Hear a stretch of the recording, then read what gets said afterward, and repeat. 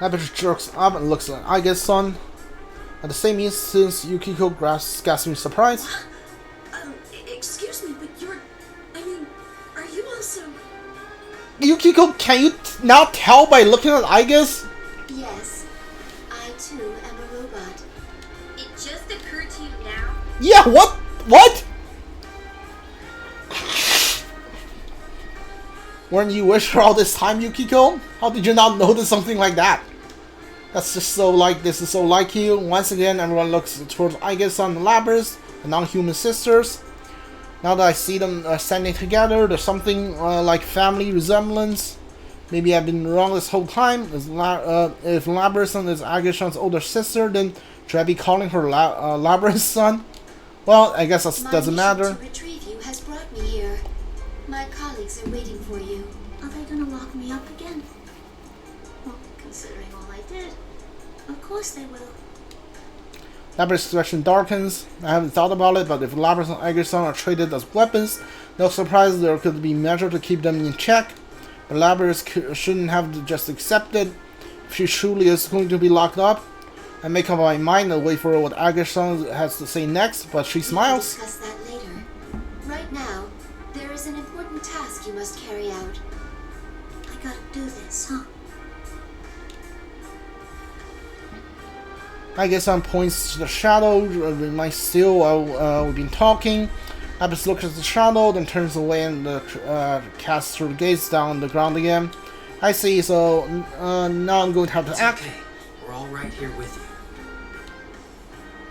Indicate my friends we have to gather around her. I've been forced to fight against my friends, just as Labrys had to in the past. But I need to be able to endure the suffering Labrys had to. Of course, I'm been forced to fight to the death. The biggest difference between Labrys and me that I wasn't alone. What if I've been all alone in this place? What if everyone else had forgotten about me, and I had to fight all alone? Just the thought of hurt. Labrys had been forced to endure that pain. She might have thought that there was no escaping it, but she'll be alright. We're not going to reject her. It doesn't matter if she's a machine. She's not alone anymore. Labrys slowly looks around the face, searching for each one for confirmation. Finally, turns back to me and nod. Labrys then walks to her shadow.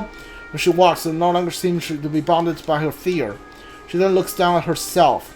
She looks at the mechanical body and had to convince herself that she didn't have. That's right. You're me.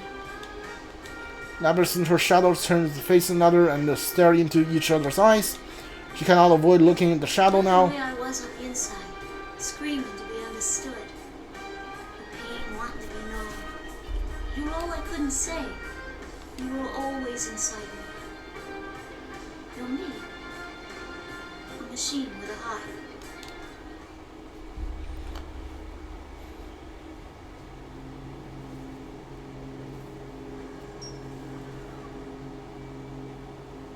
I'm sorry I ignored you all this time. I was the one who left you all alone.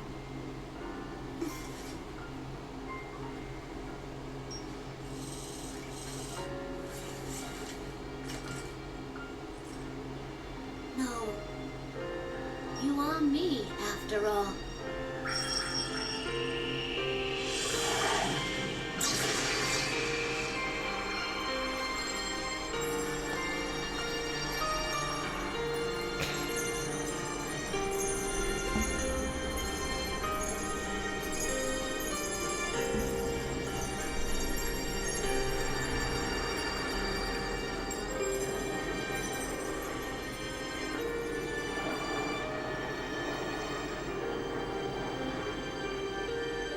This is my persona. Labrys does have a very cool persona. Like, definitely better than Pandora from... I think it's better than Valgore and Pandora from Strikers. Persona 5 Strikers. Except that since we're Shadows of playing the persona, it's finally over. We take Labrys with us to follow Teddy and Rize to the school's rooftop. They say connect to TV in Junes. Invincible walls are gone. Perhaps there were walls like that, whatever. She came from. She drew something to make this place. I have a feeling she truly has been freed from those walls now. As her comprehension, Labrys slowly warms up to her, smiling more and responding to her when we start talking to her.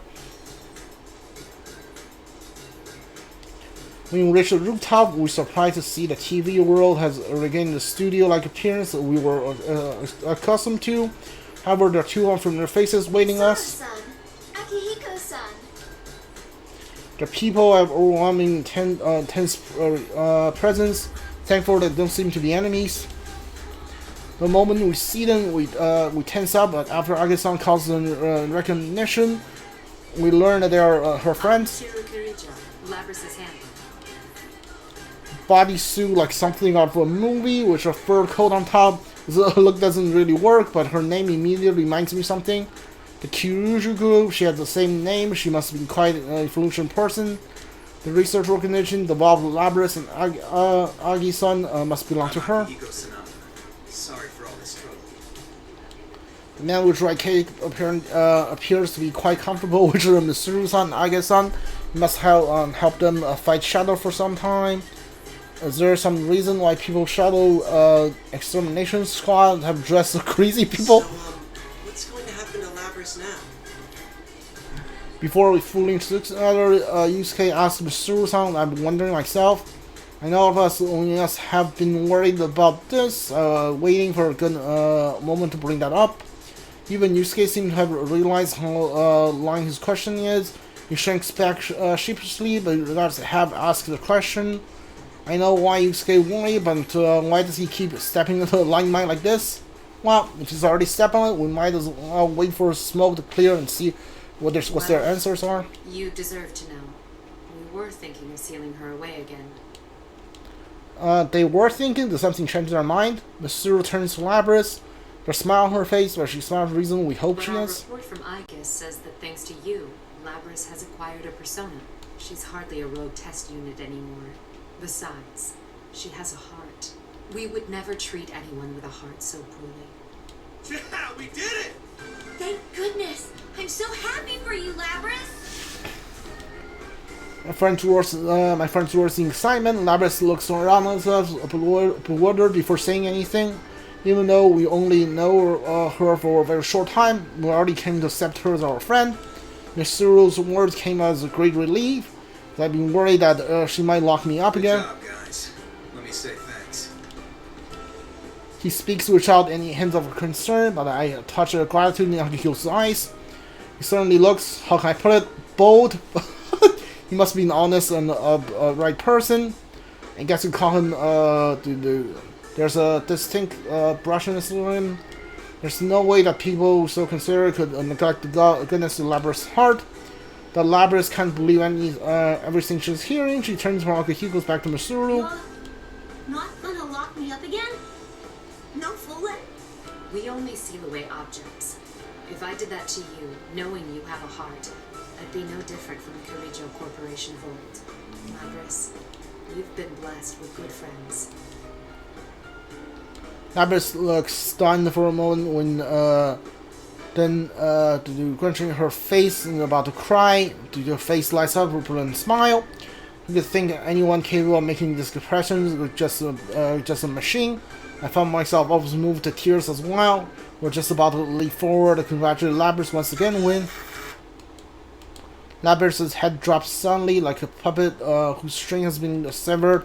I'm about to rush over to see the matter is. When I see Akihiko signs of fighting sense, I realize it's not ordinary matter. Suddenly a bizarre voice emanating from Labrys. Not over yet. That isn't Labrys' voice. It's normally seen to have made Mitsuru-san came to a realization. What? It's the same communication system as ours. Everyone, step away from Labrys! Mitsuru and Akihiko rapidly shout instructions to us. We are spread out, and when Labrys comes I from cannot gain distance, access. She is being hacked. It isn't coming from inside this facility. The signal originates elsewhere. You mean outside the city? outside the TV, that's right. I cursed myself for having forgotten supposed to have been the cause of this was going because Labrys has somehow been placed into TV. So there was to be someone outside of her there, the same person who stole Labrys from Kyuju Group and threw her into a TV. This is not talking direct control over her. This is just a little extra resistance. Now, entertain me. Nonchalant voice fused with malice. Which Day's looking right. Labrys looks up and dash forward. She's fast. I barely dodged the axe this time. Surprisingly, I look up at Labrys once more. Her eyes are blind. She wasn't looking at anything. Those eyes were filled with strength, responsibility, for awareness of duty.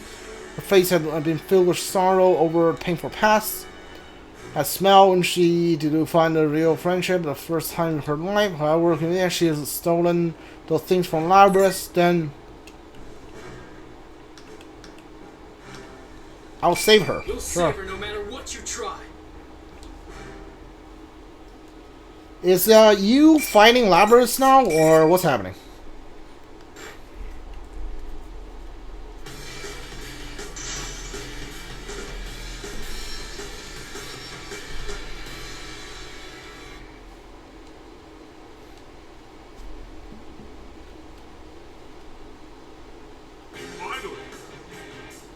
Steel Council President.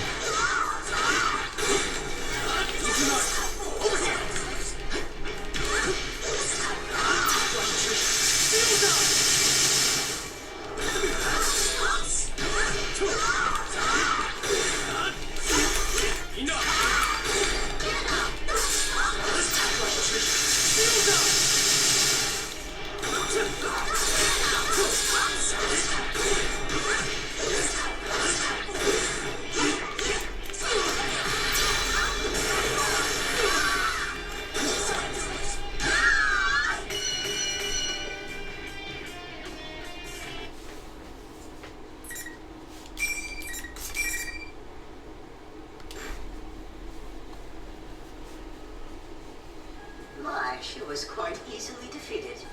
Evidently, I didn't push her far enough. Well, she is a test unit, so this is as far as my little game goes. Labrys stopped moving. The only sound is the smug voice that continues coming from her. Those hardest words causes anger to boil up within me. Why are you toying with people's emotions like this? Labrys isn't a tool. You want to fight? Then come out and fight! You're quite passionate. You know Kami, was it? Person, whoever he is, knows about me. Then maybe this is a coincidence that this isn't a coincidence that we're dragged into this. This revelation's taken all of us. Labrys' shadow was only the mastermind at the tournament. I see now. You're the true culprit behind the whole thing. Okay, there's another culprit here. All right. Indeed, it was I who stole Labrys away. Since I don't have a persona and can't enter a TV, I needed a puppet that could run amok for me. You don't have a persona. Labrys' persona was only partially awakened, so I had a feeling her shadow would appear if she underwent a little suffering. You got the better of me this time. You deserve to know at least that much. Enough is enough. I've never been so irritated knowing I can't do anything. Whoever is controlling Labrys. So your scheme hasn't ended. Well then, everyone, until we meet again. Communication cuts off abruptly without answering me. Labrys immediately slumped to her knees. Before I can even begin to move, Agusan already at Labrys' side to supporting her. Agusan looked at me and nods, confirming that Labrys is alright. Thank goodness. Labrys is okay. I feel a bit of my strength draining from me. Still, the sword in my hand feels awfully heavy. The sound speaks up behind me, even as I consider this. Seems whoever our adversary is, they're connected to us. I advise you not to get involved in this matter any further. From here on, you should leave this to us. What? Wait a second. We went through this whole big thing and that's it? She's right. There's no way in hell we're backing out of this now. I understand how you feel, but this is too dangerous for you. We will do our best to ensure that no harm comes to you. Trust in us and let us work.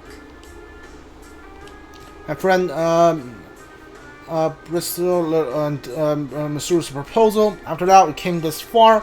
We already know about the danger. There's not much I want to say. I can understand why they wanted to stay that way. I think we can trust Mitsuru-san. We should let them handle this. My friend responded with a look of shock. Of course, they don't agree. But now's not the time to complicate matters. Some of them should understand why I'm backing down so easily. Yusuke, sure. I stared directly into Yusuke's eye for a moment, hope that he'll understand my intention here. Come on, Yusuke, back me up. Yeah. We're all tired, so let's just get the heck out of here. Okay. Smooth, Yusuke. Oh wow. I sneak a glance towards the... Like, you should have signaled Nado. She would, like, know what you're doing. Well, why is the only two-person Yusuke? Yusuke is a horrible liar, and Kanji probably won't get it. So, like, signal Nado. Like, she'll probably get it. Sneak glance between the Suru and the others if they are picked up on this, but none of them appear to have noticed. Maybe they're just pretending not to notice. Well, in any case, means we've been letting go for now. I wish a sign of relief. Urging everyone to exit TV. Return to the real world, exhausted from the event of the day. Catch up to me. I'm more tired than I expected. Then again, I had been fighting all this time. It can't be helped. Everyone else seemed tired too. We decided to go our separate ways for the day. Still, everyone's safe, Labrys included. And still be a while before this case is completely closed. But I think we're kind of sure that the disturbance has been settled for now. Worry about the mastermind has taken control of Labrys, but I need to rest for now. When I go back home, Nanako greets me with a bright smile. The moment I see that, the exhaustions of the day hits me, along with a profound sense of relief. I can keep myself from staggering. Nanako and my uncles are worried a bit for that, but it doesn't bother me at all. It's something I want to do in my room, so I'm being there for an hour to do my awareness melts into darkness. A dream? No, it's not that. My vision quietly envelops in the blue color. This is the velvet room. The actions you took, the way you withstood this trial, it truly shook me to my core. You have bested the misfortunes dealt to you and learned an important lesson. After smiling more than usual, I appeared to be blushing slightly as well. I only did what comes naturally to me, but she must have discovered something more than that. The past leads past the doors that open, the doors onto the future. I don't know for sure, but I have a good idea. We were taking the first steps on it. I'm not understanding, and Margaret continues. I have a personal matter to discuss with you. Not as a resident of this room. The one with malicious intent who struck at you today. This malice has not faded or subsided in the least. I'm worried about you. It may be that fate will deal you a third trial. Do you have the resolve to face it? Bring it on. You are strong. I will never cease to find you intriguing. It seems my fears were groundless. I'm already anticipating our next meeting. Until then, farewell. Margaret smiles once more. My vision began to fade. The dream has ended. I fell deep sleep. Didn't I have time to ask, hey, your sister, what's the deal with her? I wake up and my phone ring. According to the call, we're supposed to meet the outskirts of the shopping district and across in front of the gas station. When I arrived, the other members of the investigation team had already shown up. Surprisingly, the one who called us was Labrys. She wanted us to come so we could say her farewell to us. Ooh, yeah, I'm pretty sure that's it. Yeah, it's so long. What kind of car is that? How does it even turn corners? Long limousine drifts up to us at surprising speed. It's long, I can't believe I'm able to handle the country road of Inaba. I don't think I've ever seen another automobile like this in my life. The limo slows to a stop, smoothly parks beside us. Masuru-san climbs out of the back seat and nods to us. Labrys and Akihiko-san are in the back seat as well. Looking good, Labrys. Sorry I made you come here all of a sudden, but there was something I really wanted to tell you guys. You're still wearing a Yoshigami high uniform. When I look at her, Labrys smiles and looks embarrassed. She takes a moment, look around of us, then I continues. decided to work with Mitsuru-san. I want to catch the darn culprit. Not only that, but, you know how you guys had my back during this whole mess? Yeah. This time, I want to get yours. You go and do that. I can't help but smile at the conversation and her trust in her words. Labrys fakes her weakness, accepted. She's about to begin walking towards the goal she found on her own. That's why I don't see any reason to stop her. Be sad to see her go. This decision Labrys made for herself. It's definitely a